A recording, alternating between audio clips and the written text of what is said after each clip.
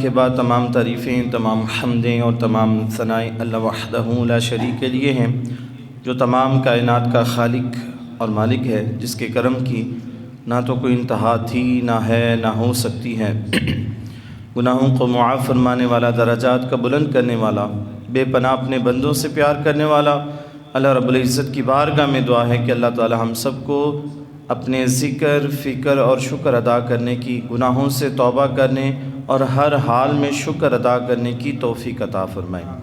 درود لامحدود سرکار مدینہ، راحت قلب و سینہ، فیض گنجینہ، معطر پسینہ، شہنشاہ کل عالم، شفیع معظم، رؤوف رحیم، احمد مجتبی محمد مصطفیٰ صلی اللہ علیہ وآلہ وسلم کی ذات بابرکت پر نہایت ہی شفیق ہیں، مہربان ہیں، شفقت اور محبت فرمانے والے ہیں۔ دعا ہے کہ اللہ تعالی ہم سب کو زندہ رکھے حضور علیہ الصلوۃ والسلام کی محبت میں، موت دے اسی محبت میں، قیامت کے دن اٹھائے تو اسی محبت میں۔ 30ویں پارے کی 2 آیات آج کا میرا موضوع ہے اور ان کی مناسبت حضرت سیدنا ابوبکر صدیق رضی اللہ تعالیٰ عنہ کی شان کے ساتھ منسلک ہے۔ سورۃ اللیل کے اندر آیت نمبر 18 اور 17 میں اللہ تعالیٰ ارشاد فرماتا ہے وَسَيُجَنَّبُهَا الْأَتْقَى الَّذِي يُؤْتِي مَالَهُ يَتَزَكَّى صدق اللہ العظیم۔ اللہ تعالیٰ نے فرمایا کہ ان قریب سب سے بڑے پرہیزگار کو اس آگ سے دور رکھا جائے گا۔ کس آگ سے؟ جہنم کی آگ سے۔ اور جو اپنا مال دیتا ہے یقیناً اللہ کی راہ میں دیتا ہے تاکہ اسے پاکیزگی ملے۔ یہاں پہ فرمایا ان قریب سب سے بڑے پرہیزگار کی بات کی جا رہی ہے۔ اللہ نے خود فرما دیا کہ سب سے جو بڑا پرہیزگار ہے اس کو آگ سے دور رکھا جائے گا۔ اب ہم نے یہ دیکھنا ہے کہ سب سے بڑا پرہیزگار کون ہے، اور مفسرین اس آیت کے شان نزول میں کیا ارشاد فرماتے ہیں۔ ویسے بھی یہ 25 دسمبر جو ہے اس میں بدھ کا دن آ رہا ہے۔ امیر المؤمنین خلیفہ اول حضرت سیدنا ابوبکر صدیق رضی اللہ تعالیٰ عنہ آپ کا یوم وصال ہے 13 ہجری 22 جمادی الاخر۔ حضرت سیدنا ابوبکر صدیق رضی اللہ تعالیٰ عنہ تمام امتوں میں سے، حضور علیہ الصلوۃ والسلام کی امت کی تو ویسی بڑی فضیلت ہے، جتنی بھی امتیں ہیں تمام نبی، تمام انبیاء اور تمام رسولوں کے بعد اگر کسی ذات کی فضیلت ہے، کسی کی شان ہے، کسی کی عظمت ہے تو وہ سیدنا ابوبکر صدیق ہیں رضی اللہ تعالی عنہ۔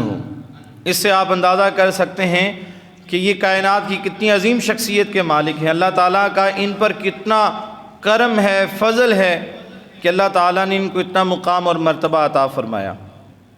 پوری دنیا کے اندر سیدنا ابوبکر صدیق رضی اللہ تعالیٰ عنہ سے محبت کرنے والے اپنے اپنے انداز کے اندر آپ کا ذکر خیر کرتے ہیں، سنتے ہیں، آپ کا یوم مناتے ہیں اور آپ کی بارگاہ میں خراج تحسین پیش کرنے کے لیے احصال ثواب کرتے ہیں، محافل کا انعقاد بھی کرتے ہیں اور آپ کے فضائل و مناقب بیان بھی کیے جاتے ہیں۔ تو ہم بھی انشاءاللہ اس لسٹ کے اندر اپنا نام لکھوائیں گے۔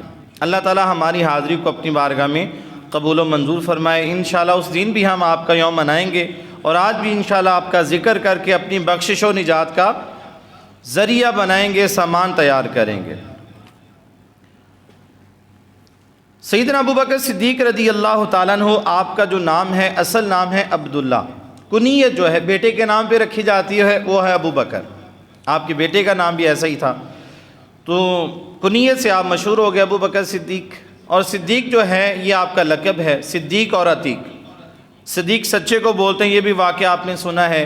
عتیق جہنم سے جس کو آزادی ملی ہو، سرٹیفکیٹ دے دیا گیا ہو تو اس پر آپ کو یہ لقب دیا گیا عتیق کا۔ تو سیدنا ابوبکر صدیق رضی اللہ تعالیٰ عنہ کا جو تعلق ہے وہ قبیلہ قریش سے ہے۔ یہ قبیلہ وہی قریش ہے جس میں حضور علیہ الصلوۃ والسلام کا بھی تعلق ہے، بلکہ سرکار کی وجہ سے اس قبیلے کو شرف حاصل ہوا۔ اور شجرہ نسب جو ہے 7ویں پشت میں جا کر حضور علیہ الصلوۃ والسلام کا جو مقدس شجرہ نسب ہے اس خاندان کے ساتھ، حضور علیہ الصلوۃ والسلام کے مقدس خاندان کے ساتھ آپ کا سلسلہ جو ہے وہ مل جاتا ہے۔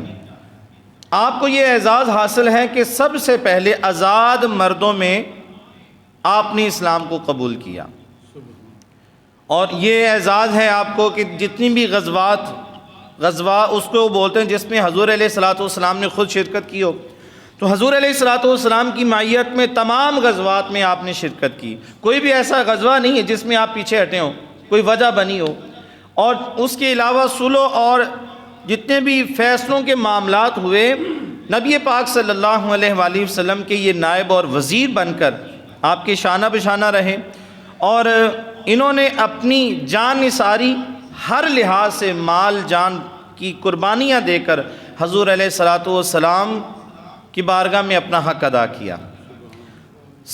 2 سال اور 7 مہینے تک آپ مسلمانوں کی جو مسند ہے خلافت کی، اس پر آپ نے فریضہ سر انجام دیا، اور اس کے بعد آپ اللہ تعالیٰ کے حکم سے اس دنیا سے پردہ فرما گئے۔ سیدنا ابوبکر صدیق رضی اللہ تعالیٰ عنہ اس کے بعد ایک خاص مقام پر جلوہ فروز ہوئے، جو حضور علیہ الصلوۃ والسلام کا پہلو مبارک ہے۔ آج بھی حضور علیہ الصلوۃ والسلام کے پہلو مبارک میں سبز گنبد کے سائے کے تلے آپ آرام فرما ہیں۔ جو یار غار محبوب خدا صدیق اکبر ہیں، وہی یار مزار مصطفیٰ صدیق اکبر ہیں۔ سبھی اصحاب سے بڑھ کر مقرب ذات ہیں ان کی، رفیق سرور ارض و سما صدیق اکبر ہیں۔ یہ جو میں نے قرآن پاک کی آپ کے سامنے آیت مقدسہ تلاوت کرنے کا شرف حاصل کیا، سورۃ اللیل کی آیت نمبر 17 اور 18، اس کا شان نزول اب ہم سنتے ہیں، اور اس میں سے ہمیں یقیناً بہت ساری باتیں سیکھنے کو سمجھنے کو ملیں گی۔ اللہ تعالیٰ سے دعا کرتے ہیں کہ جو کچھ ہم سنیں سیکھیں اس پر ہم سب کو عمل پیرا ہونے کی توفیق عطا فرمائے۔ امیہ بن خلف یہ مکہ کا ایک مشہور کافر تھا، سردار بھی تھا، اور حضرت بلال حبشی رضی اللہ تعالیٰ عنہ یہ ان کا غلام تھا، وہ مالک تھا امیہ بن خلف۔ اسلام قبول کرنے سے پہلے امیہ بن خلف آپ کو بڑی تکلیفیں دیتا، تو اللہ تعالیٰ کی توفیق سے آپ نے اسلام کو قبول کیا،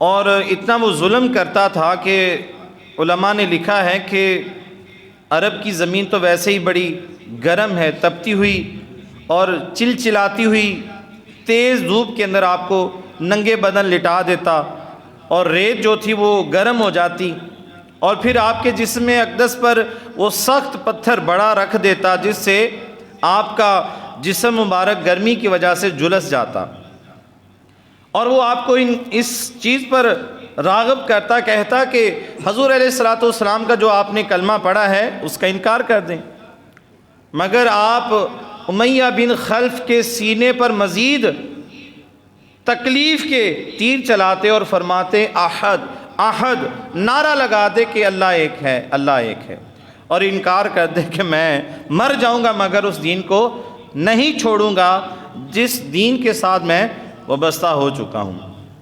ایک دن ایسا ہی ہوا کہ وہ آپ کو اذیت دے رہا تھا، سیدنا ابوبکر صدیق قریب سے گزرتے ہیں، تو آپ نے فرمایا کہ امیہ بن خلف کیوں اس غلام کے اوپر ظلم کرتا ہے، اللہ سے ڈر نہیں لگتا تجھے؟ تو آگے سے امیہ بن خلف نے کہا کہ اگر آپ کو ان پر اتنا ترس آتا ہے تو آپ ان کو خرید کر آزاد کیوں نہیں کر دیتے؟ اگر آپ کو اتنا ہی رحم آتا ہے تو آپ ان کو خرید کر آزاد کر دیں۔ تو آپ نے فرمایا اگر تم ان کو آزاد بیچنا ہی چاہتے ہو تو ٹھیک ہے، میں ان کو خرید کر آزاد کر دیتا ہوں۔ بھاری قیمت اس نے رکھی، مگر علماء نے فرمایا کہ سیدنا ابوبکر صدیق نے اس کی بھاری قیمت دے کر اس کو آزاد کر دیا۔ سیدنا ابوبکر صدیق رضی اللہ تعالیٰ عنہ آپ نے جب حضرت بلال حبشی رضی اللہ تعالیٰ عنہ کو آزاد کیا تو اللہ تعالیٰ نے آپ کی شان میں یہ آیات نازل فرمائی، وَسَيُجَنَّبُهَا الْأَتْقَى الذی یؤتی مالہ یتزکا، فرمایا کہ ان قریب سب سے بڑے، پھر میں لفظ کہہ رہا ہوں، ان قریب سب سے بڑے پرہیزگار کو آگ سے دور رکھا جائے گا۔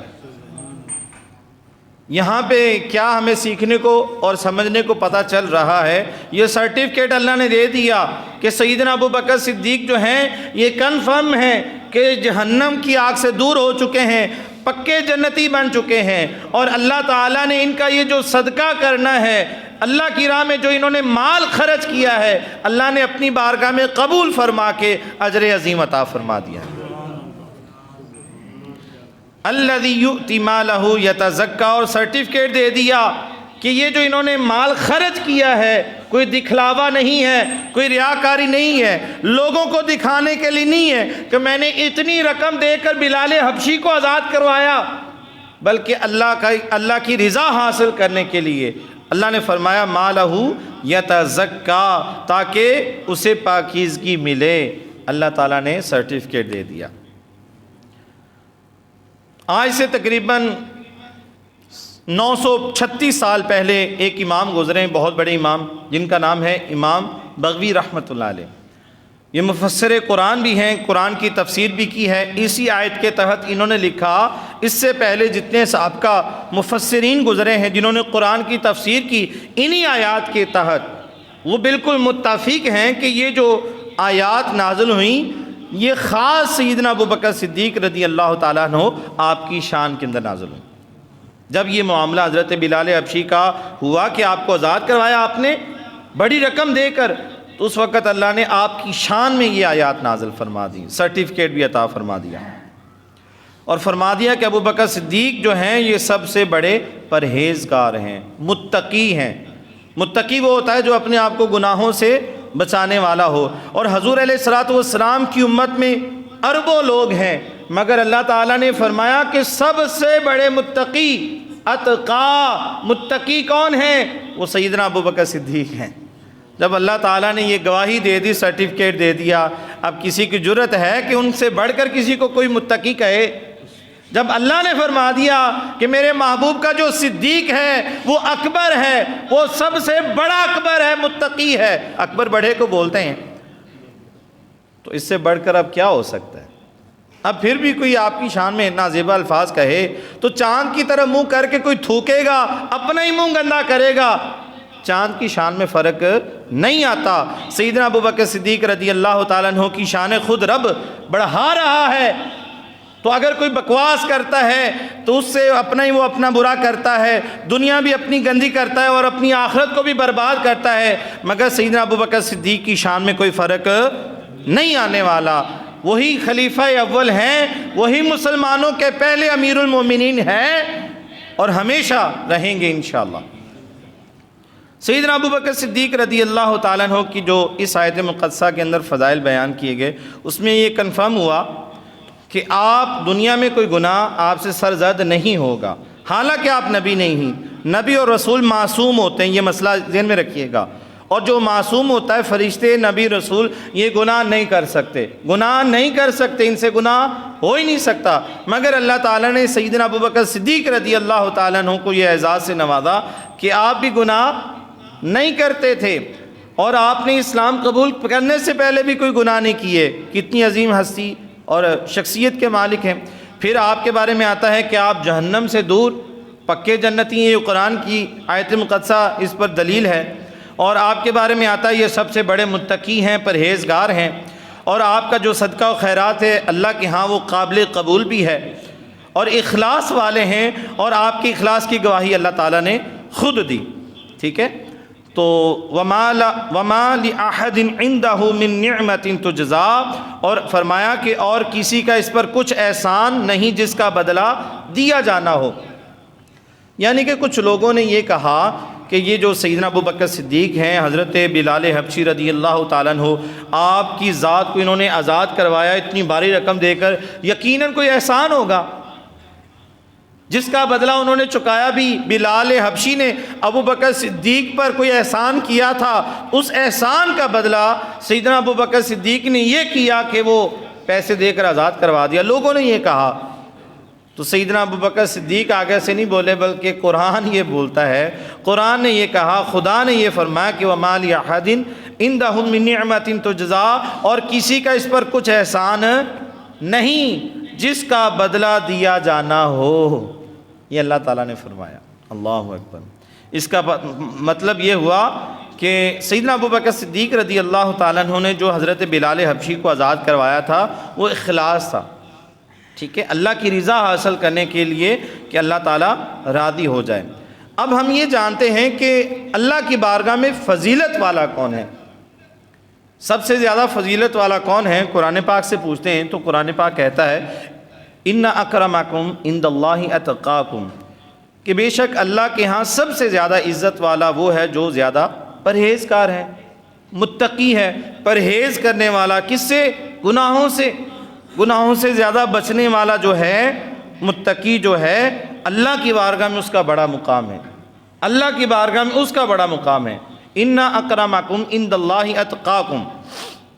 اب دیکھیے کہ فضیلت کیا علم کی وجہ سے ہے، یقیناً علم دین حاصل کرنا بڑی فضیلت کی بات ہے، مگر شیطان جو فرشتوں کا استاد رہا اس کے پاس بڑا علم تھا، استاد تھا، مگر اس کا علم اس کو فضیلت والا نہ بنا سکا۔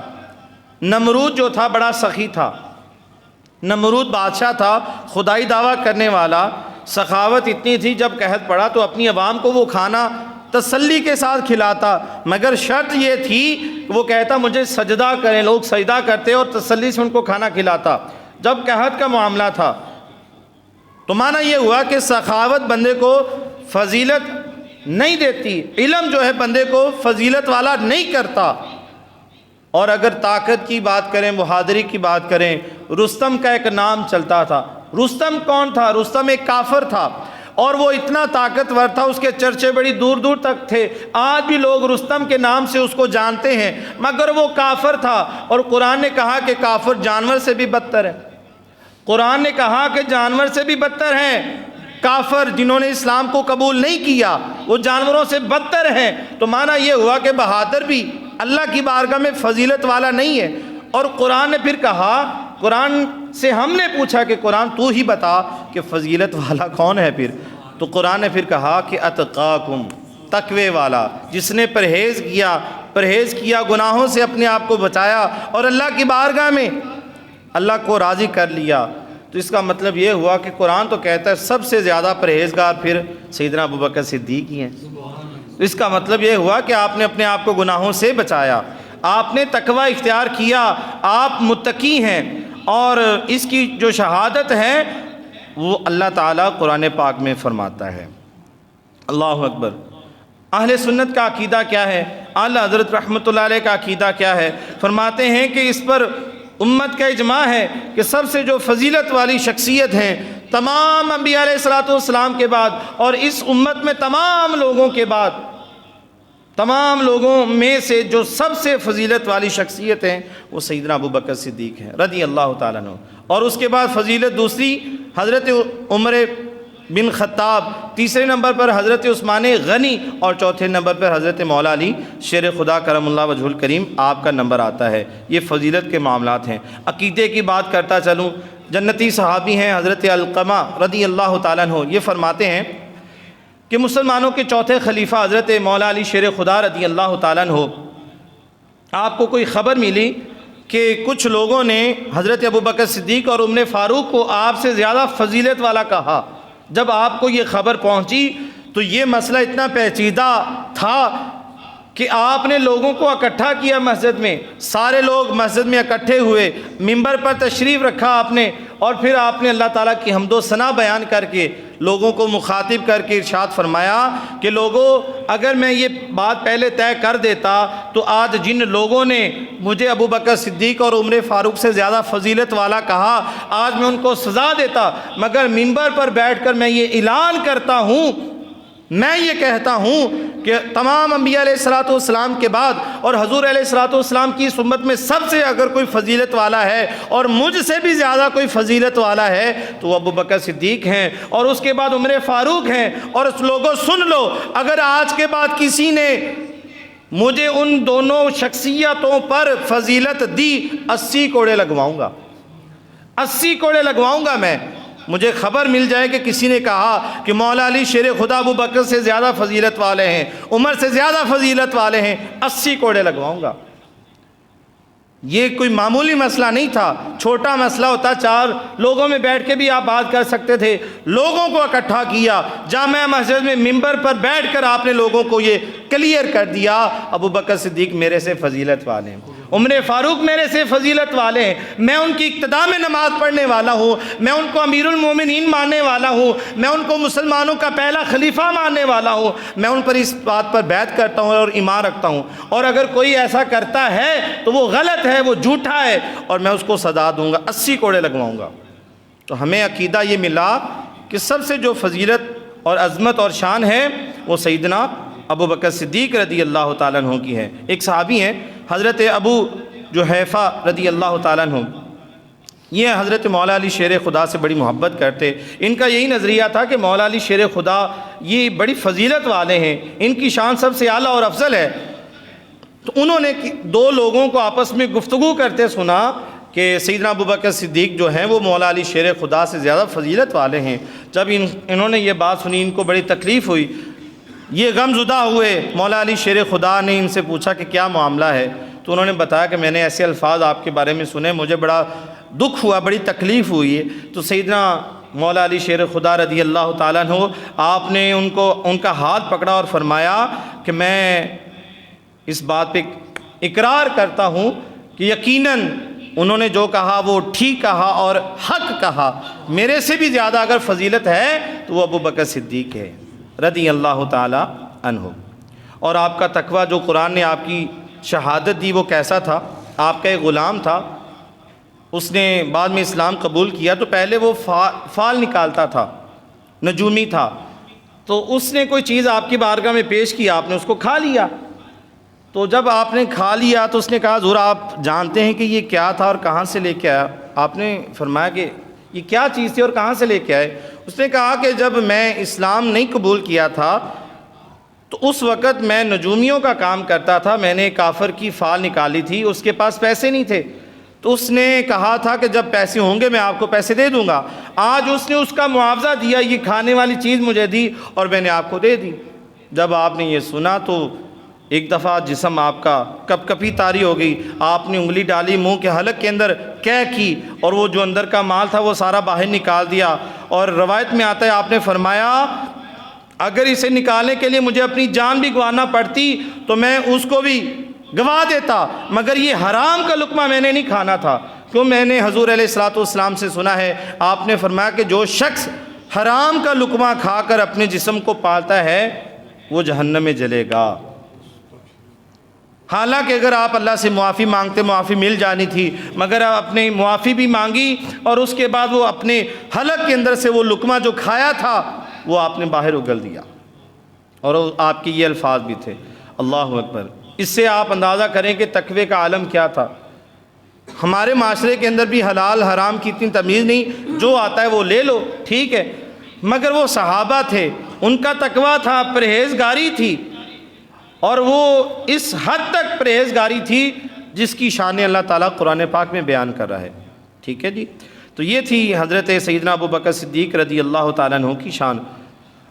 4 منٹ میرے پاس ابھی باقی ہیں، 2 باتیں کر کے میں اپنی بات کو مکمل کروں گا۔ حضرت بایزید بستامی رحمۃ اللہ علیہ بہت بڑے اللہ کے ولی گزرے، تو آپ فرماتے ہیں کہ کئی سال گزر گئے، مجھے اپنی عبادت میں لذت نہیں مل رہی تھی۔ میں نے ایک دن اپنی ماں سے یہ بات کہی کہ امی جان عبادت کرتا ہوں، کوئی چاشنی، کوئی مزہ نہیں آتا۔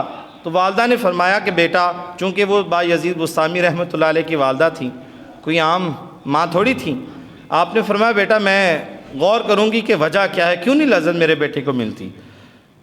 تو ان کی والدہ نے فرمایا کہ میں نے بڑا غور کیا اور اپنے بیٹے کو بلا کر فرمایا کہ بیٹا مجھے بات سمجھ میں آ گئی کہ آپ کی عبادت میں لذت کیوں نہیں ہے۔ فرمایا کہ جب میں حاملہ تھی، آپ اس دنیا میں نہیں تھے نا، تو میں اپنے پڑوس کے گھر میں گئی تھی، وہاں پر دانے کھانے والے پڑے ہوئے تھے، بغیر اجازت کے میں نے کھا لیے تھے۔ میں نے اب غور کیا تو میں نے اجازت نہیں لی تھی، میں گئی ہوں اور اس کی مالکن سے، اپنی پڑوسن سے میں نے وہ بات یاد دلوا کر کہا کہ آپ اجازت دے دیں کہ میں نے وہ کھائے تھے بغیر اجازت کے، مجھے معاف کر دیں۔ انہوں نے کہا آپ کو معاف کیا۔ تو تو حضرت بایزید بستامی رحمۃ اللہ علیہ فرماتے ہیں اس کے بعد جب میں عبادت کرتا تو مجھے لذت آتی تھی۔ یہ تقویٰ ہے۔ اللہ کے ولی جو ہیں یہ حرام سے بچتے تھے، تبھی تو ان کو نماز پڑھنے میں لطف آتا تھا، ہمیں نہیں آتا۔ ہمارا معاملہ بھی تو کچھ اس طرح سے جان پہچانی ہے حرام حلال کی۔ اسلام صرف نماز اور روزوں کے تک محدود نہیں ہے، اسلام ہماری دکانوں پر بھی نافذ حکومت کرتا ہے، اسلام ہمارے کاروبار پر بھی حکومت کرتا ہے۔ وہ بتاتا ہے کہ کاروبار اس طرح کرنا چاہیے، دکان اس طرح چلانی چاہیے، ناپ تول میں کمی نہیں کرنی چاہیے، پورا ماپ کرنا چاہیے۔ لوگوں کو کہیں کہ بھئی آپ جھوٹ نہ بولا کریں، بھئی کیا کریں یار زمانہ ہی ایسا، جھوٹ نہیں بولیں گے تو کاروبار چلتا ہی نہیں ہے۔ استغفر اللہ، جب آپ جھوٹ بول کے کاروبار چلائیں گے تو اس میں برکت نہیں ہو سکتی۔ پھر بابا جی کے تعویذ لیں، پھر تہجد بھی پڑھیں، پھر آپ میلاد کی دیگیں بھی اتار دیں، اگر آپ نے غریب لوگوں کا مال حق مار کے کھانا ہے تو پھر برکت نہیں ہو سکتی۔ برکت تبھی ہوگی جب آپ اسلام کے اصولوں پر چلے جائیں گے۔ کسی دربار پہ جا کے دھاگے باندھنے سے، کڑے پہننے سے پھر برکت نہیں آتی، شفا نہیں ملتی، گھر میں سکون نہیں میسر آتا، جب تک کہ آپ شریعت پر عمل نہیں کریں گے۔ جو اللہ اور اس کے رسول نے فرما دیا اس پر عمل نہیں کریں گے، برکت نہیں ملے گی۔ ان چیزوں کو ہم دور کرتے جا رہے ہیں شریعت کو، اور ہم اپنی مرضی کی شریعت بنا کر اس پر عمل کرنا چاہتے ہیں۔ نماز نہیں پڑھتے، چلو بابا جی سے دعا کروا لیں گے، پیر صاحب سے تعویذ لے لیں گے، اتنا بڑا تعویذ دکان پہ لگا لیں گے، اس سے برکت آ جائے گی۔ نماز میں نے کوئی نہیں پڑھنی، قرآن پاک میں نے کوئی نہیں پڑھنا، اور حرام میں نے زور کھانا ہے، ناپ تول میں کمی کرنی ہے، ڈنڈی مارنی ہے، کاروبار میں جھوٹ بولنا ہے، مگر یہ جو بڑا تعویذ ہے نا، یہ بابا جی کو جو تصویر ہے یہ کام کرے گی۔ یہ ہماری لاجک ہے، ہماری نفسیات ہے، مگر شریعت اس چیز کی اجازت نہیں دیتی۔ شریعت اس چیز کی اجازت نہیں دیتی، اللہ اور اس کا رسول اس چیز کی اجازت نہیں دیتا۔ اگر برکت چاہتے ہیں تو جس طرح اللہ اور اس کا رسول کہتا ہے اس پر عمل کرنا پڑے گا۔ اگر کریں گے تو برکت ملے گی، اور یقیناً ملے گی۔ دعا مانگیں گے قبول ہوگی اور یقیناً ہوگی، اور اگر ایسا نہیں کریں گے تو پھر آپ اپنی مرضی کرتے چلے جائیں۔ یہ اللہ تعالیٰ کو ناراض کرنے والا معاملہ ہے۔ اور میں اسی پہ اکتفا کروں گا، وقت مکمل ہو چکا ہے۔ انشاءاللہ بدھ والے دن 22 جمادی الاخر کو امیر المومنین حضرت سیدنا ابوبکر صدیق کا یوم انشاءاللہ بڑے جوش و خروش سے منائیں گے۔ اللہ رب العزت کی بارگاہ میں دعا ہے کہ اللہ تعالیٰ آپ کے صدقے سے ہم سب کی کامل بخشش فرمائے۔